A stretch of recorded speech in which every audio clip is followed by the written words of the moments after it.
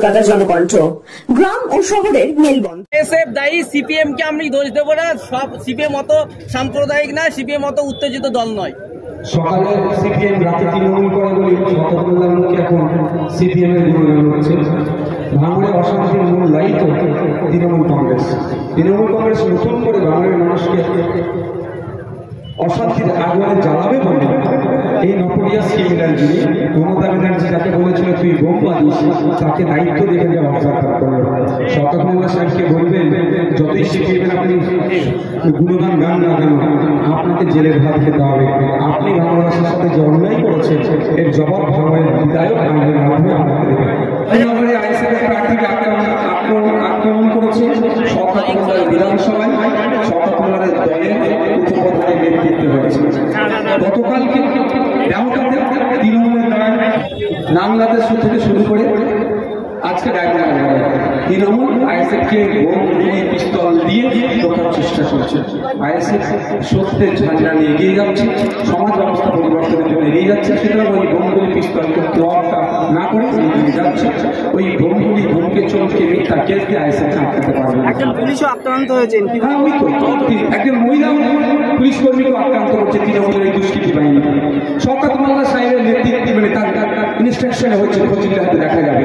কারণ শওকত মোল্লা বিধানসভা এবং ওখানকার যে উপপ্রধান আছে শওকত মোল্লার খুব কাছের মানুষ। আগের দিন আপনি বলেছিলেন যে সায়নী ঘোষ শুধু গান করে বেড়াচ্ছে, উন্নয়নের কথা বলেন না। সেই প্রশ্ন সায়নী ঘোষকে করা হয়েছিল। সায়নী ঘোষ বলছে আমি গান করতে পারি তাই আমাকে গান করতে বলে মানুষ। নওশাদ সিদ্দিকী গান জানে না তাই তাকে গান করতে বলে। দেখুন, একজন জনপ্রতিনিধির কাজ নয় গান শোনা।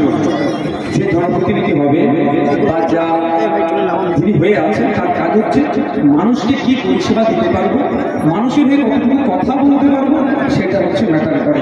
যখন কাজ না পারে তখন সাবজেক্ট ছেড়ে অবজেক্ট। এগুলো অবজেক্ট।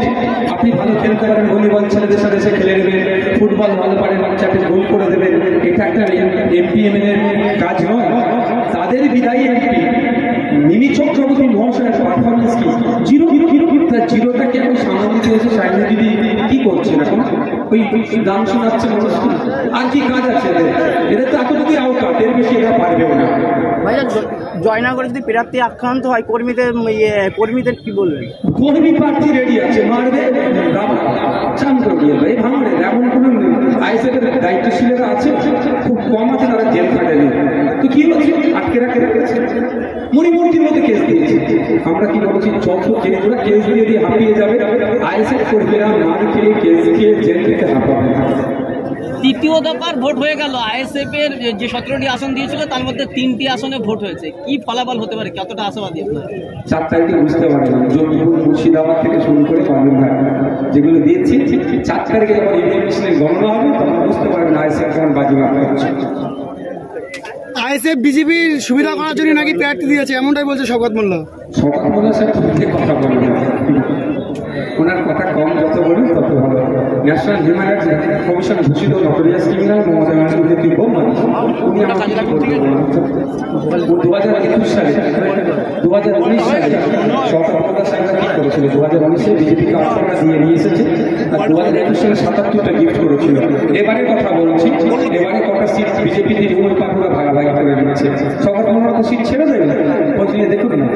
শওকত মোল্লা বলছে যে বুথ স্তরে যদি হার হয়ে যায় টিএমসি, তাই সেই সদস্যদের বাধ্য হবে, এমনটাই হুমকি দিচ্ছে তাদের সদস্য।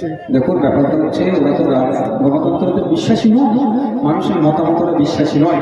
ফলে তারা আনকনটেস্টেড জয় হয়ে জিতে আনকনটেস্টেড সার্টিফিকেট আগের মাঠে। আমরা কি বলি, মানুষের কাছে যাবে, মানুষ যদি আমাদেরকে গ্রহণ করে আমরা জিতবো। অন্যতে আমাদের পরিবর্তে যাদেরকে গ্রহণ করবো তাদের কর্মকাণ্ডে কিছু ভুল থাকলে ধরিয়ে দেবো। তো ভয় পাওয়ার কি আছে? সরকার সাহেব নিরপেক্ষতার সাথে ভোট হবে আশা করছি। কত বুথে যে ওরা নীল হবে গণতান্ত্রিক প্রক্রিয়াতে মানুষজনের বিরুদ্ধে ভোট দেবে, যখন গণনা হবে বুঝতে পারবে। কল্যাণ ব্যানার্জি ফুরপুরাতে ভোট প্রচারে গিয়ে বলছেন যে নওশাদ সিদ্দিকী একজন কাপুরুষ, ও যদি ফুরপুরা জেলা পরিষদে দাঁড়ায় সেখানেই হারাবো, আর তো এমপি ডায়মন্ড হারবারে দাঁড়াবে বলে দাঁড়ায়নি কাপুরে। দেখুন, আজকে এই কল্যাণবাবুদের শব্দ চয়নের জন্যই শিক্ষিত পরিবারের ছেলেমেয়েরা রাজনীতিতে আসছে না।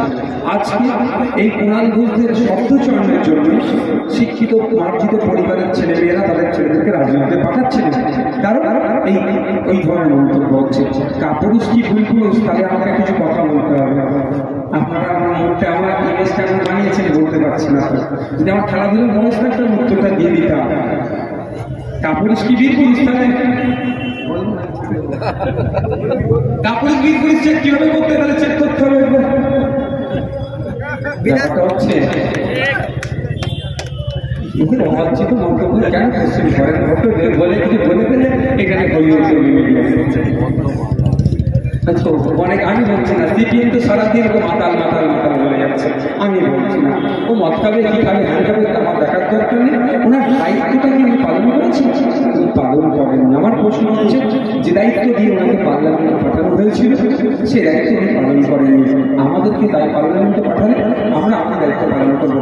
যেভাবে ভাঙড়ের মানুষ দায়িত্ব দিয়ে আমাকে পার্লামেন্টে পাঠিয়েছিল, শিক্ষা, স্বাস্থ্য, কর্মসংস্থান, কৃষকদের সমস্যা, লেদার কমপ্লেক্সের সমস্যা, হিমঘরের সমস্যা, বাসরুটের সমস্যা, 2 নম্বর ব্লকে ডাউকা থেকে করতে আসতে চায়, বামনঘাটা থেকে আসতে চায়, কত তাকে ব্রেক চালিয়ে করে আসতে হচ্ছে, অটো ভাড়া দিয়ে আসতে হচ্ছে।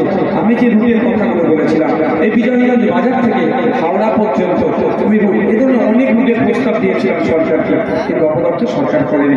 আমি আমার দায়িত্ব পালন করে দিয়েছি। বিধানসভায় নওশাদ শুভেন্দুর সঙ্গে কোলাকুলি করে, আর ভাঙড়ে এসে মোড়া কান্না কাঁদে মুসলিমদের জন্য। আমি শুধুমাত্র মুসলমানদের জন্য মাঠে কান্না কাঁদিনি, আমি বঞ্চিত মানুষের জন্য কাঁদি।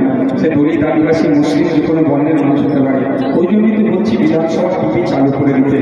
যে অপদার্থ এই ধরনের অপদার্থের মতো কথা বলেছেন, সেই অপদার্থকে বলবেন আপনারা বিধানসভা টিভি চালু করুন।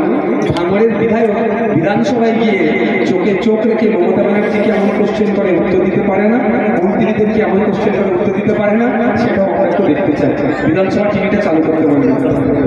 ধন্যবাদ। আপনি কি সুচিকিৎসার কথা ভাবছেন? আজই চলে আসুন শীর্ষ general and eye care hospital. 40 বছর মানুষের সেবায় নিয়োজিত সুচিকিৎসার বিশ্বস্ত প্রতিষ্ঠান। কলকাতার অভিজ্ঞ ডাক্তার দ্বারা অপারেশন ও চিকিৎসা করা হয়। কাঠালিয়া, ভাঙড়, কাশীপুর, দক্ষিণ 24 পরগনা। যোগাযোগ 7407337744, 7407441234।